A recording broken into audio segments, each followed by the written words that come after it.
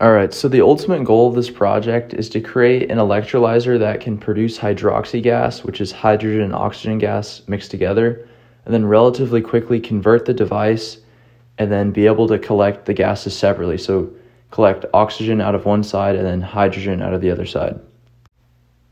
All right, so the basic idea of the design is that you'll have two threaded rods suspended inside of the electrolyzer.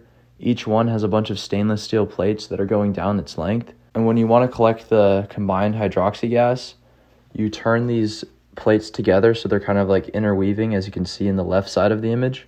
And then there's only one open port where all the gas can escape, and the other two ports are sealed. And then when you want to do a separate collection, as you can see on the right side of the image, you just simply rotate these threaded rods and turn the plates away from each other, and then drop in a divider plate, plug the top hole, and then collect the gas through the top two ports. And here's a few closer up sketches to get a better idea. And by the way, this is all done inside of an acrylic box. So on the acrylic lid or top plate, as you can see, there's 3 holes drilled. And when you're doing the combined collection situation, the 2 end holes are plugged and the middle hole is actually an open nozzle, allowing the gas to escape. And then when you're doing the separate gas collection as seen in the image, the 2 threaded rods with the plates are turned away, allowing room for a divider plate to be slid in place. That way the gases don't mix. Then you plug that middle hole with the bolt, and the 2 end holes have nozzles, and then the gas goes out through those nozzles. Now, in order to do all this requires a couple of very special parts, because ultimately we need to support the threaded rods and allow gas to go through whatever's supporting it and up through the hole in the acrylic plate. So to do this, we figured we'd purchase one of these coupling nuts and then machine a small slot into it. That way you can screw the threaded rod into the coupling nut, and the gas can still go inside the coupling nut since, of course, it's hollow, and then go up. And then we figured if we can find some sort of fitting that has some threads on it, we could screw the coupling nut onto those threads, and then the gas can go in through the coupling nut, up through the nozzle, and then if it has a little hose barb fitting, you can just put on some sort of poly tubing and be good to go. Now, the remainder of the video will be a bunch of clips of how all the parts are manufactured and then assembled together to complete the box.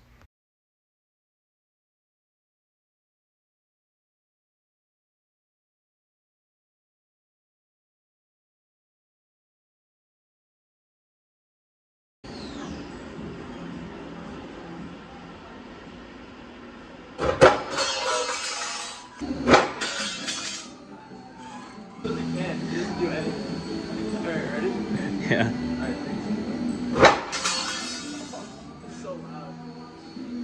All right, we got the 1 foot by 4 inch strips, 6 of them.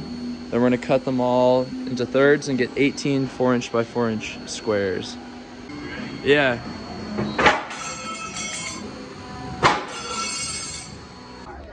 All right, we're just chefing up a little CAD for the plates, just double checking things.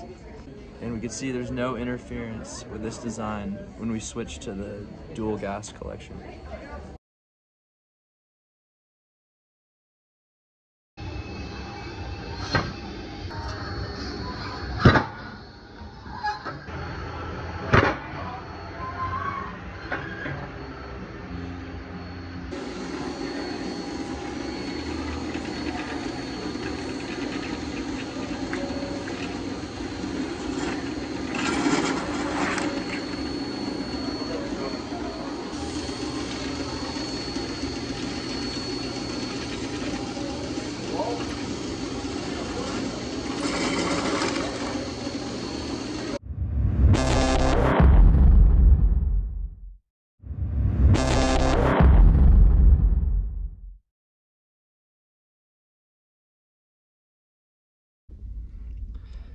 Bad sheet metal.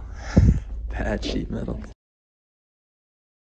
Now on the second day in the machine shop, it was time to machine the coupling nuts and also nozzles. Originally, I had ordered some nozzles that had some Army-Navy threading, but unfortunately there wasn't enough of a lip between the actual threads and then where the little flange was. It just would not have sat very well, and the thread section was too short anyways. And unfortunately, so many of these specialty fittings have only NPT threads, which does not interface with the coupling nut, so we're going to have to make some custom fittings. To make the custom nozzles, what we decided upon was to simply hollow out a section of the threaded rod and then face down and remove all the threads up to a certain point, and then machine a little baby hose barb on the end. That way we have threaded portion that could screw into the coupling nut and go through the acrylic plate, and then on the top side we can slip over a hose, and then we could still clamp alligator clamps for the electrode, and gas can flow through since it's hollow. So it should do everything in one, and we could not find a part like this online that would work. Like if you just had some dude back there cranking it, could he keep it consistent enough to spin at this RPM?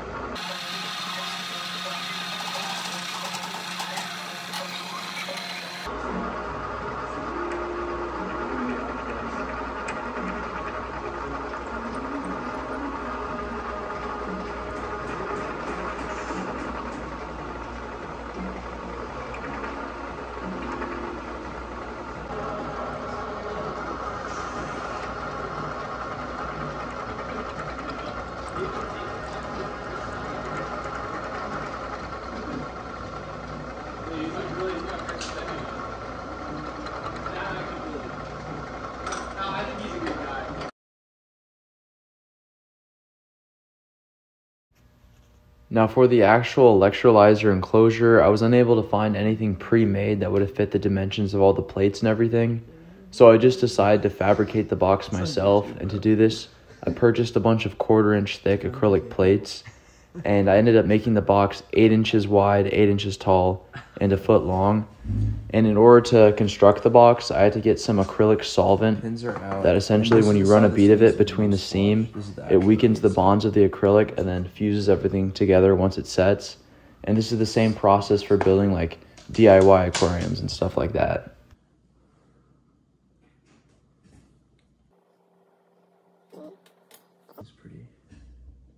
Seems pretty flush.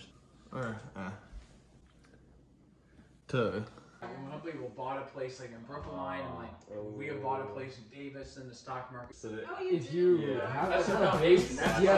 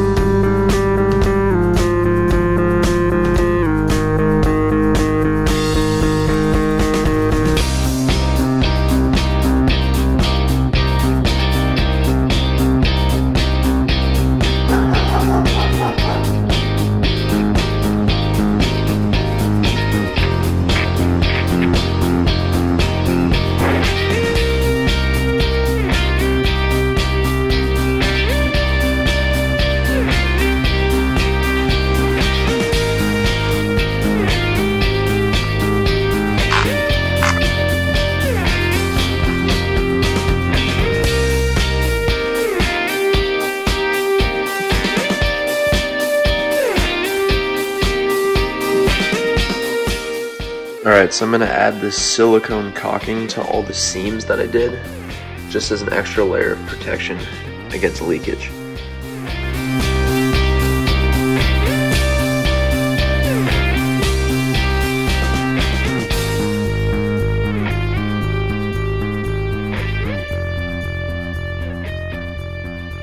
Alright, so right now I'm trying to add these plastic panels to direct the gas into the slots in the coupling nuts. And what I'm going to do is use these blocks that I cut, drill them into the top lid, and then drill this plastic piece that's specifically cut to that block itself and hopefully angle everything, forcing it towards this slot. All right, here are both panels installed into the top plate of the acrylic. And right now I'm just putting in the other electrode right there.